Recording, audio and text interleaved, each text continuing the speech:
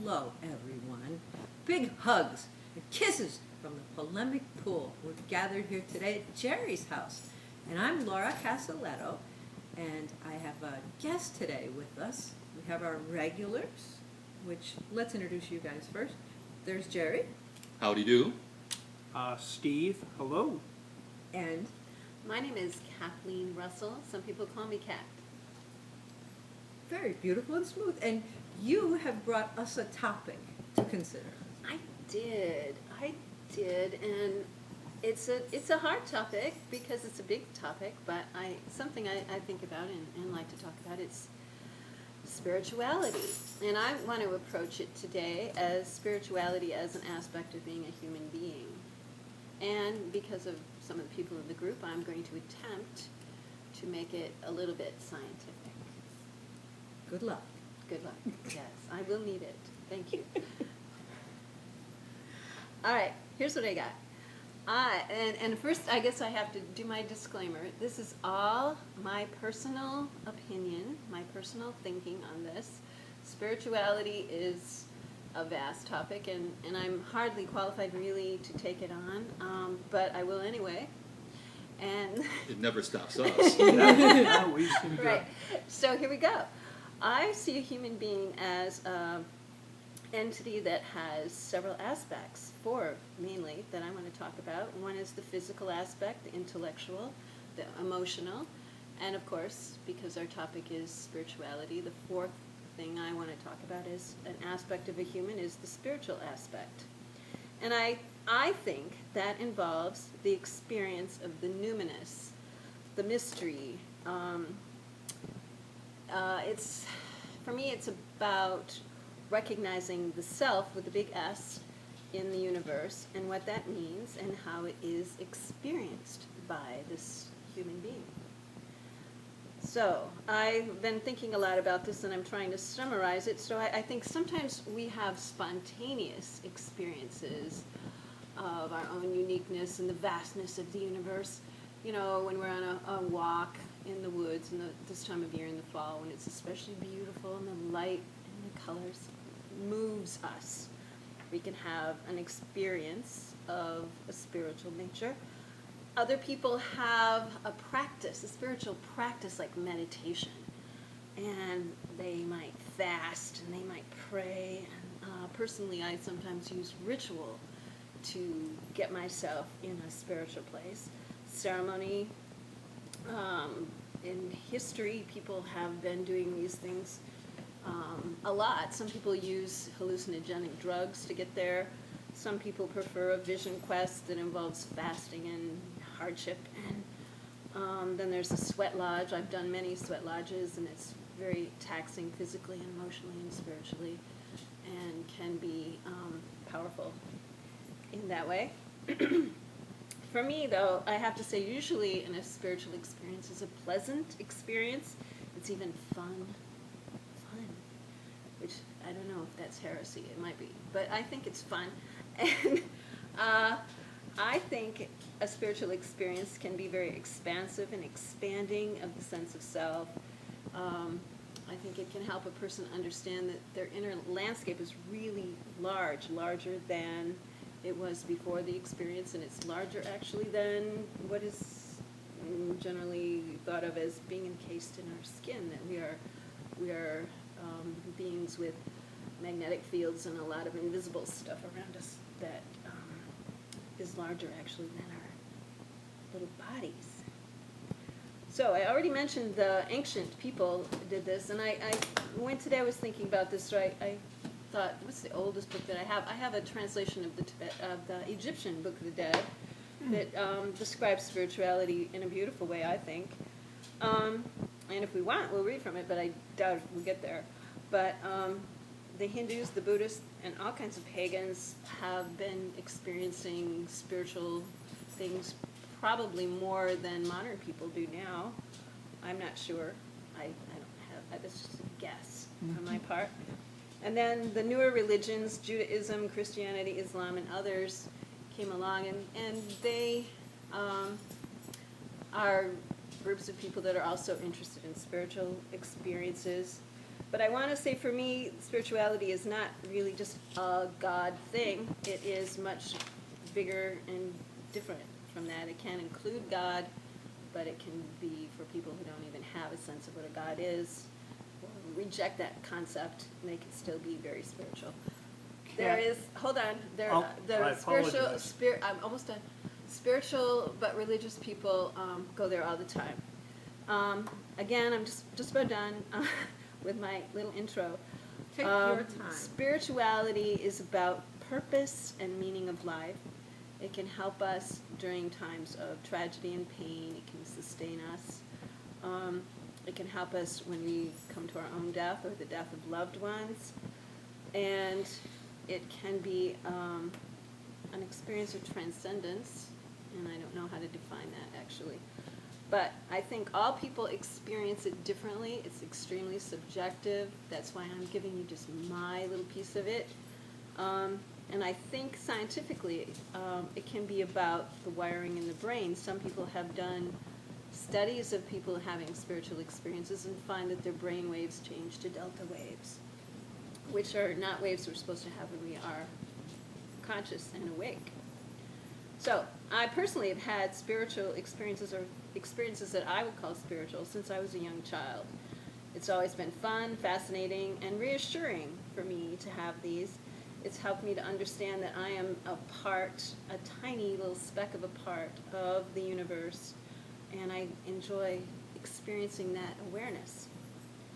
And that's all I'm going to say. Did you have a question for me? Well, before we get into the broader conversation of spirituality, specifically of your own spirituality, is a Godhead involved? And if so, A Godhead. Yes. What is that? What is that Godhead, if there is one in your? That's a really good question. I have a very vague idea about that. I was raised Catholic, so I have a concept of some kind of creator.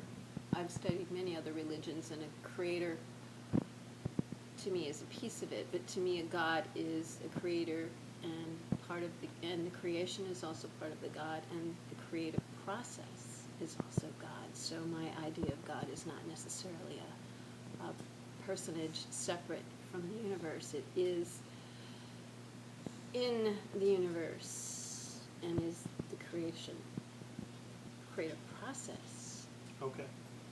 too. So it's a complicated Godhead. So instead of being a specific entity, it's and not polytheistic, but it encompasses the entire experience. Is that kind of? Yeah, it's Okay. more of an experiential Yeah. thing than Okay. I've heard other thing. people refer to it as nature rather than a Godhead sometimes in that aspect, referring to the power of nature, of the wonders of life, for Yes. instance. But it's very personal. Right. I think God is more than nature too. Oh, But okay. God is so much that my little brain can't even start to wrap around it. So I put it out there as an impossibility for me to Well, comprehend. isn't that part of the problem about talking about spirituality? Because it becomes such an expansive topic. It usually reflects some sort of religious belief. Doesn't have to, but usually does in some facet or another. Can I Yes. jump in, Sure. gentlemen? Go ahead. Because I have a feeling we're going to become girls against boys. Well, I don't know. It Um, might surprise you. Yeah, but I like what Kat said, and I was sitting here writing down things that she spurred in my mind, and there's a pile of them. But my problem with organized religion is they go, here's religion and here's spirituality, here's our book, we're going to hand it to you, this is right and this is wrong and good and evil, there you go, ka-chunk. And that is not at all experience of spirituality to me. To have someone dictate to me what that is does not work for me. For example, I'm told many things are sins, and some of them I have done with a great deal of pleasure. There's even 7 deadly sins, right? And I have delighted in probably all of them. Greed, lust, whatever. Gluttony, just yes. indulged in. Yeah. But I understand that you don't go too far with any of these things, right? And doing something bad sometimes to me is almost necessary because I have to have a catalyst to break out of some oppressive situation that I'm in. So it's almost like I have to do something wrong to get to something that is right. I don't want to dwell on that notion, but just the idea that someone telling me how to be a good person doesn't work for me on many levels. But wanting to be a good person, I very much do. And I find that when I am good and I have good goals and a good path, the way is just created before me and people just step up to help me and objects appear. And that is way more woo than anything that Kathleen just said, but it is true for me. And I also find it delightful, and I'm really happy you said fun. Well, Yeah. the expression or definition that Kat gave us, this pantheistic God, if you will, that encompasses everything.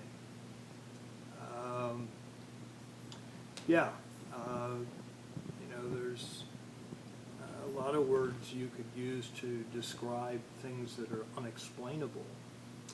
I could just remove the word spiritual and use words that's inexplicable in its place. Mhm. So anything that's inexplicable is therefore spiritual. If we can't cognitively put our finger on something, or we can't clearly verbalize what something is, then it falls under, or can fall under, a spiritual realm. It's an area that I'm not real comfortable with. Things like humor make you uncomfortable, or music, probably, Steve.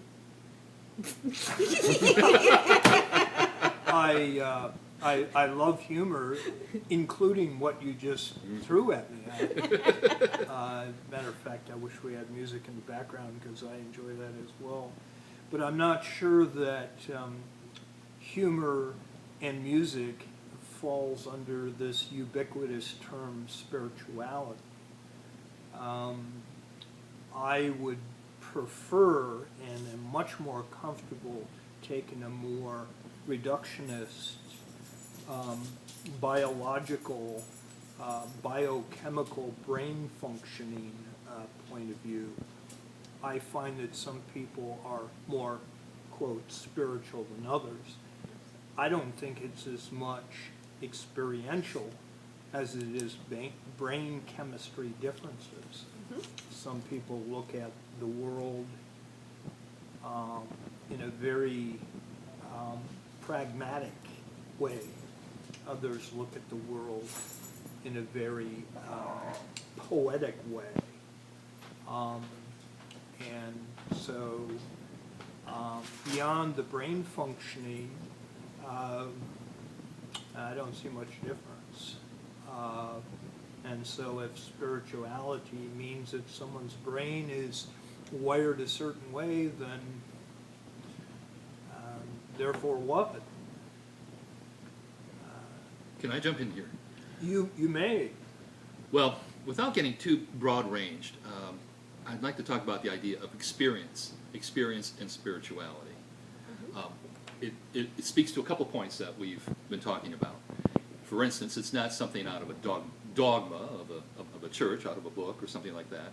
It relates more to what Kat was saying about moments of supposed spirituality that come at certain moments in our lives. Epiphanies, they are sometimes called. Sure. Now, I can say that I've had epiphanies, and Yeah, me I've too. written So have I. about them, and I think that they are very powerful human experiences which do affect our course of our lives. Absolutely. Absolutely. Now, the thing is is that we are also very good at fooling ourselves. Oh, aren't we? Tremendously well. I can remember, and here I just want to contrast two experiential experiences. Being repetitiously redundant. But, and one is, when I was a kid, I was about in 7th grade, again, a Catholic at the time. Uh-oh. How many of us here were once Catholic? Well, 1, let's 2, see. 3. 3 out of 4. 3 out of 4. Okay. Maybe So- that's your issue. Boy, We'll it's, talk about man, it's this an issue. after this episode is over. Recovering Catholics, yes. So I was trying to figure out the trilogy, the Trinity, not the trilogy, the Trinity. And I just couldn't get my head around it. Couldn't get my head around it as a kid. But one day in church, I had this experience where, 3 is 1, I get it. But upon further reflection, later on, I said, no, I don't got it. But some people will take those types of experiences and frame their lives around them. They can be, misled by this or that. They can be subject to influences and whatnot. And it can be a very powerful moving experience, but move them in a direction that is really, quite unreasonable, perhaps. As a modern skeptic, I would say, well, that's pretty facetious. Yes. I But talk you can to also bugs. have other experiences, and here's where I strike the difference. I can have other experiences of oneness with the universe and whatnot, which I've had, and I won't get into the detail of it. I've had those types of experiences, but I've also questioned them. As a skeptic, Right. I have questioned them, tried to be analytic about it, tried to see if I was fooling myself or not. Now, actually, I think I have had those types of experiences, and without getting into it, but I think there's a difference between an experience that can a typical type of experience that can direct your life, that is based on almost like faulty brain chemistry, versus an experience which you've been able to examine and look at it and try and ultimately incorporate it into your life in a full way. Does that make any kind of sense? It does. It reminds me of the experience of falling in love. It does. I've had that kind of notion too, but go ahead. Well, that's all. You fall in love and then realize that it's just a fantasy or a hallucination or a temporary insanity situation. But- However, However, you can say that that's temporary insanity, but you cannot sleep for 4 days in a row because you're in love, very insanity. which you were able to do through your own thoughts somehow, but couldn't do if you weren't in love. So Yeah. fooling yourself can make a thing happen. Well, yeah. Well, you're right. You're right. I could have become a very devout Catholic, for instance, if I'd gone down that path. But I think I would have been fooling myself. Well, I think that's another idea for a topic. I mean, how do we know? How do we really know if we are fooling ourselves or if we're not fooling ourselves? I have no idea how to answer that question. I Well, might be fooling well, myself with my answer. Well, no, you brought up the example of falling in love, and people have been hooked up brain-wise. The levels of dopamine in the brain while you're in love, perhaps serotonin. I'm sure there's many chemicals going on. I guess we could argue which came first, the chicken or the egg. Did the love cause the brain to create more dopamine and serotonin, or did the dopamine and serotonin create this euphoric feeling from being in love? Oh, I've also chased a guy with a bat, and I was supercharged up for 3 days from that. Yes, yes. Well, that's the emotional side of the human It was experience. just like, yes! Don't mess with me now. So is spirituality just emotional, or is it rational? I think it for me, it's probably more on the emotional side because I can go into a state of bliss. And falling in love is not really that much different than when I'm having I'm going to say it, my spiritual orgasm. I do experience immense love for all beings, and I might weep, I might just open and fall apart, I have to sit down on the floor, I'm going to fall over, you know, and it's can be very, very intense and blissful. I would call it blissful, and I feel love. So when people in church start talking in tongues, Right. they may be experiencing the thing that you were just describing. Right. There are many ways to experience that, Yeah. and people, you know, saints and visionaries, people in voodoo who get, would they consider that?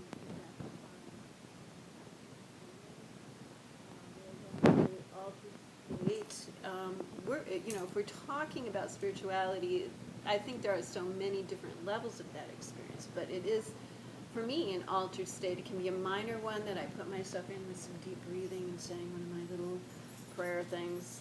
I don't know what to call these little things that I say. And it makes me feel very serene and A centered. mantra, perhaps? I don't have mantras, but Okay. but I have these little sort of prayers as the closest I can come to it. But it can be a very mild altered state, all the way to an ecstatic, falling on the ground, speaking in tongues. I don't do that, but I have had very intense spiritual experiences as well as mild ones.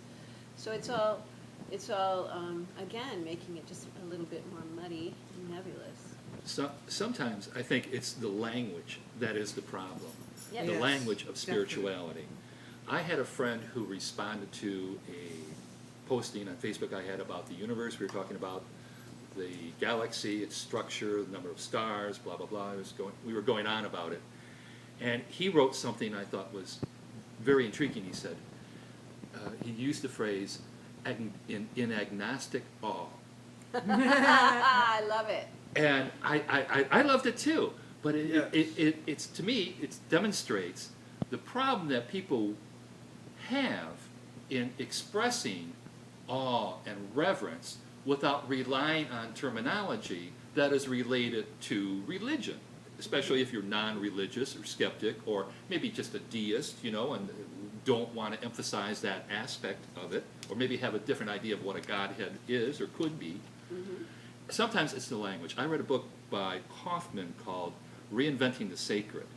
And he's a scientist who went on a lot about the wonders of life and the universe, on and on. Very, very nice book. A lot of it over my head.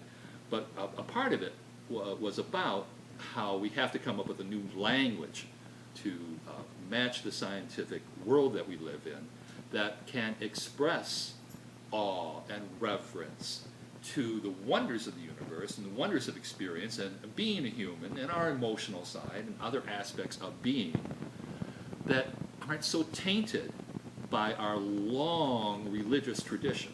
What do you think? I think that's absolutely right. I think what most, it can get very poetic because people, when they're speaking about spiritual experiences, have a hard time expressing that, and they have to use metaphors and analogies and poetic language to get there. The word love comes up often, light, expansiveness. This little thing that I saved here is full of different ancient words about how to describe that. And at one point, there's a funny part in here where he says he felt like 12 goddesses were dancing around him in a circle of flesh of flame. Now that's from the ancient Egyptians trying to find words for this. And I just thought, wow, I've never had 12 goddesses dancing around me but maybe he did, or that's the metaphor for it. You didn't maybe have the concept, so you couldn't have the experience. Yes, maybe that's a very interesting thing you just said. You know, what comes first, the concept or the experience? There's another question. But for me, even as a child, I was a pious little Catholic child, and I spent a lot of time alone outside in nature, and I would have strange and wondrous experiences. And I remember trying to write about it as an adolescent and saying, I felt the delicious uniqueness of myself in the universe or something like that. And still comes up short. Rumi and other famous Oh, yeah. ancient Yeah. poets I love try to get there. I don't know if anybody's ever done it, but I think it's a noble human quest to attempt to explain a spiritual experience. Mm-hmm. I've tried it myself, and with only indeterminate success. It's tough. Well- It's very tough. I want to say something that we're already saying, but I want to try and say it a little more clearly. We talked about spiritual orgasms and catalyst moments and transcendent states. And when we talk about, we have to be rational in thinking and all, I feel very much that is a part of me, or maybe, we have a brain that's sort of in two halves. Mhm. That's an important part of my mind, but if I were only to use the rational side, it's like only using one of my arms. And sometimes people don't experience fun when they're doing, say, hallucinogenic drugs, because what comes up when they sort of get in touch with what they are repressing so that they can function in a rational world and get their chores done in their job and go to work and whatever, what comes up when they look inside themselves are the problems that they are putting to the side to be functional. Right. Like maybe they're married to someone they don't really like, but they're playing the game to get along. Or maybe they're being a person they don't like to be in Yeah. order to accomplish the ends that they There can seem be- to need Yeah. to do. There Many can be things. really basic things. And we live in this Western world that wants to tell us we should be rational. What some people, anyway, want to tell you should be rational all the time and you should justify everything by how you make money or something. And so there's a whole other side that's really important and necessary. And if that's not true, why do so many people go and get counseling? Why do people cut themselves? Why do they do dangerous sports? They're trying to reach some other state of being. And I'm an artist, and I like to get out in nature, and those are the reasons. Mhm. That's what I'm essentially trying to do. Well, we're moving along in the course of the program. Do you think we're at a point where we can begin to kind of wrap up some of our ideas here? We can take our time about it, but shall we try and do that? Well, Laura mentioned about behavior and some neurotic behavior that people can experience. I'm not sure that really is apropos to what we're even talking about. I mean, neuroses and neurotic behavior is just that. How that ties into spirituality is just beyond me. I don't see the connection or correlation You've never at had all. the experience, Steve, of like, we're just hanging out, everything's fine, having a nice time, and I'm just using you as an example. 'Cause Oh, this you hasn't are happened. welcome to But our use me friend- as an example. And I look you in the eye. Yes. And I say, like, is something bothering you? Did you have a bad day at work? And all of a sudden, you're like near tears, and something comes up to the surface that you just pushed down because you couldn't cope with it.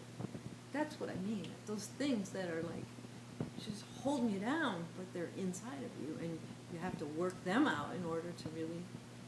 Well, that's emotional It's processing. not but- craziness. but it's not how- neurotic. But how does that relate to spirituality? Yeah, I just don't. It's the emotional side of being human, certainly, but I don't see the I quantum think it's leap. clear. I want Kat to I'm not answer. getting it. Oh, okay. Well, I just feel like that is my spirit, and I have my robot self that I'm marching all around.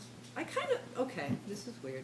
so it's an association. Okay, this is me, but you, Kat, you have your personal way of doing things in the world. You said that at the beginning. Yep. So for me, I feel like a part of me is like a robot, and and I'm making my robot go.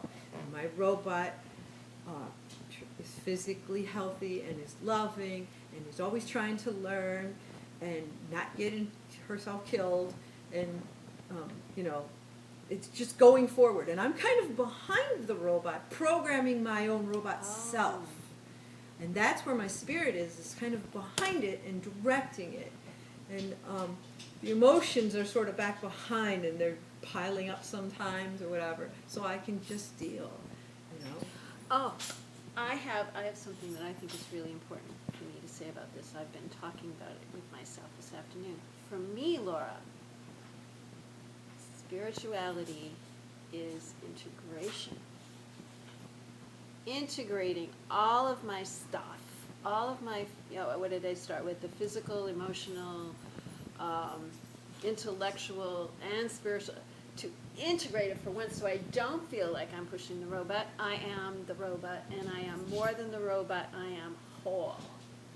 It's a sense of wholeness and empowerment, and it's an awesomeness when I can feel so fully integrated. So for me, a spiritual experience is there in the whole space where I am in sacred time, in sacred space. Maybe I've created it with a ritual. Maybe I have just walked out my door on an amazing day and the sun hits me a certain way and I integrate.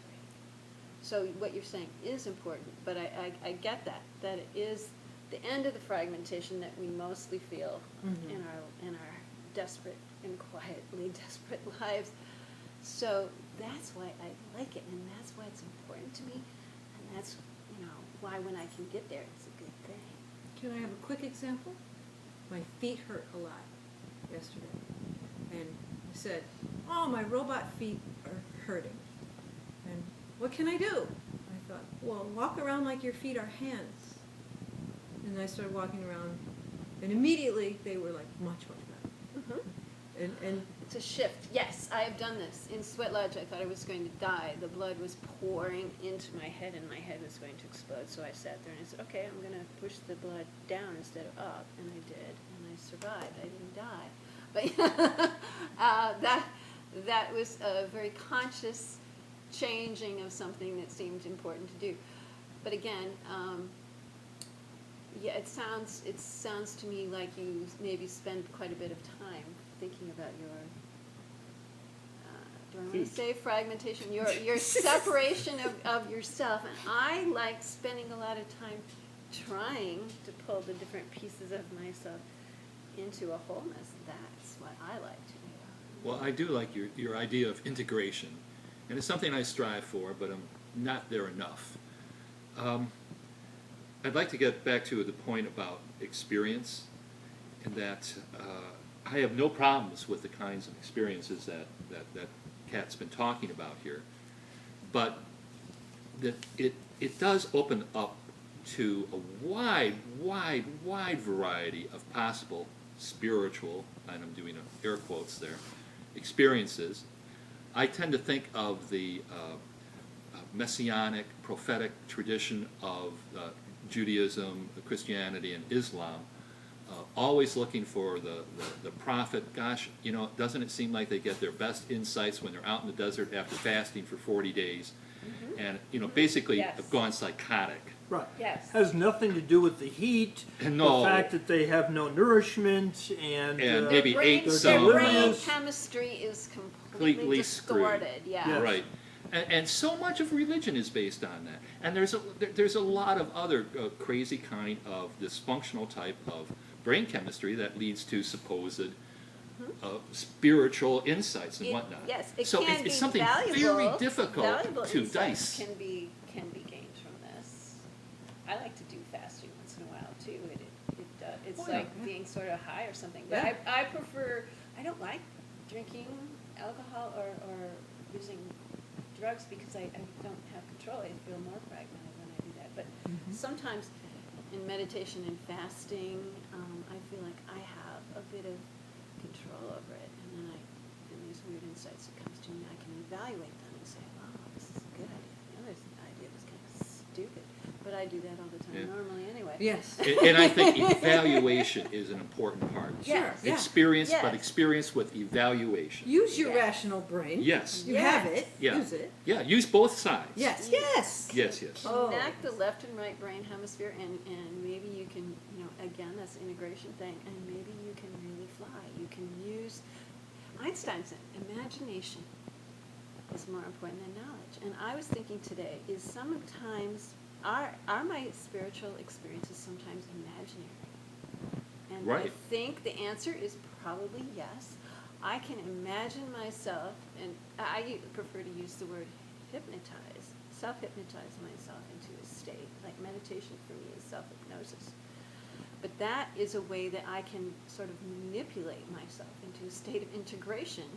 Is that a crazy kind of sentence to say? No. I think that's kind of what I can sometimes do, and I think that's a very valuable experience. How about you, Steve? You have some experience in this area about meditation and whatnot. Can Uh, you give an insight?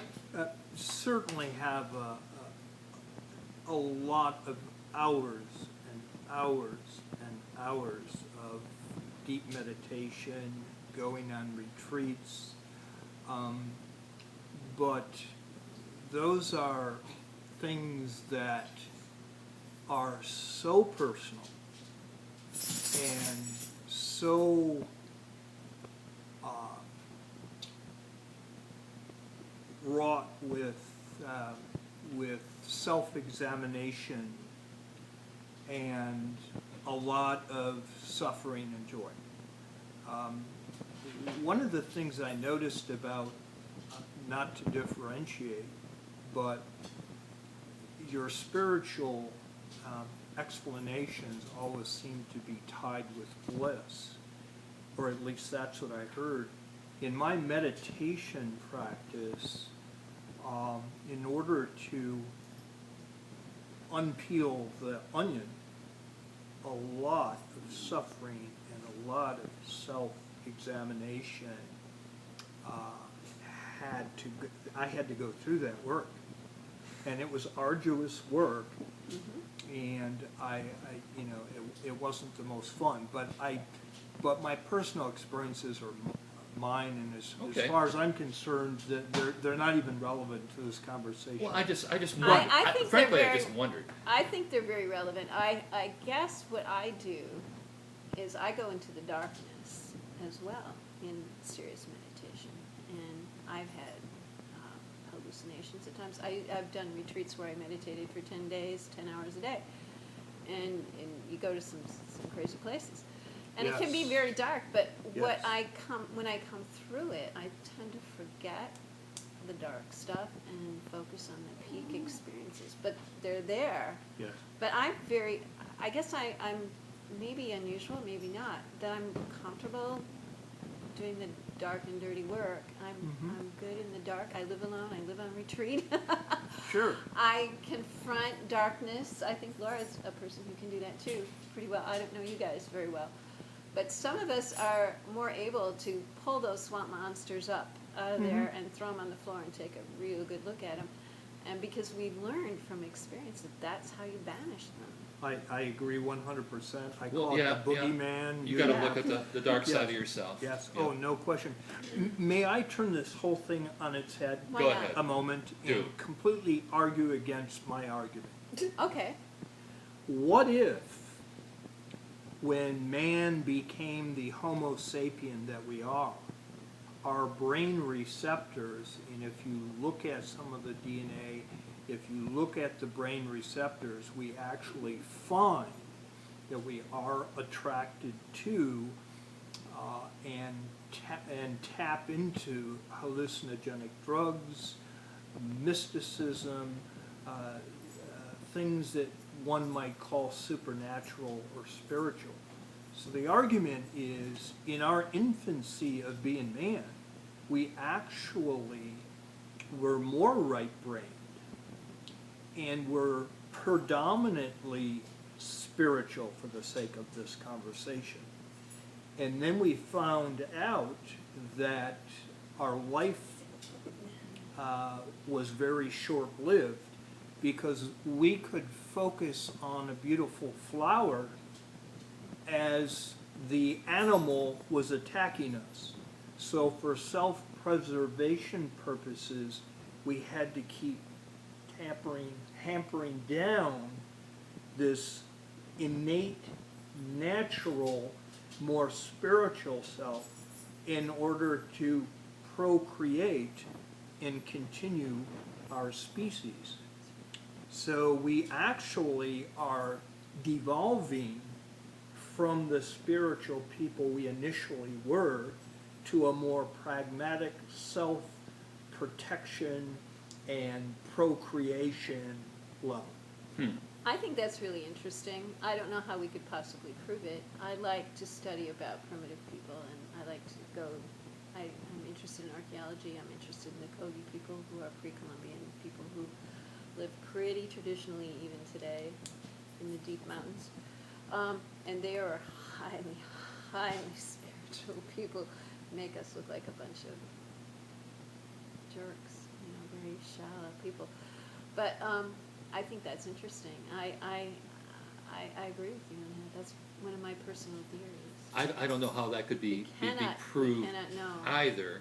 Well, actually, the word prove is awful strong.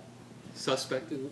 Yes, let's just say in neurobiology, there's enough evidence that some of the receptors in our brains that we do not use or use less often are there. Now, why are they there? Is it just leftovers from, the evolutionary process from one species to the next, or did we actually start out with very strong spiritual receptors to begin with, and for self-preservation purposes we had to curtail that? One thing, I thought you were going to go in the direction of that humans like to seek altered states. Now, if you left it at that, I would full-heartedly agree with you. Well, that would be too easy. That's a matter of fact. It You is. don't have It to have is. an opinion. Yeah. That You is know, a it- fact. it It's is. just true. And I'm really fond of talking about how beer created civilization, I'll drink to that, Jerry.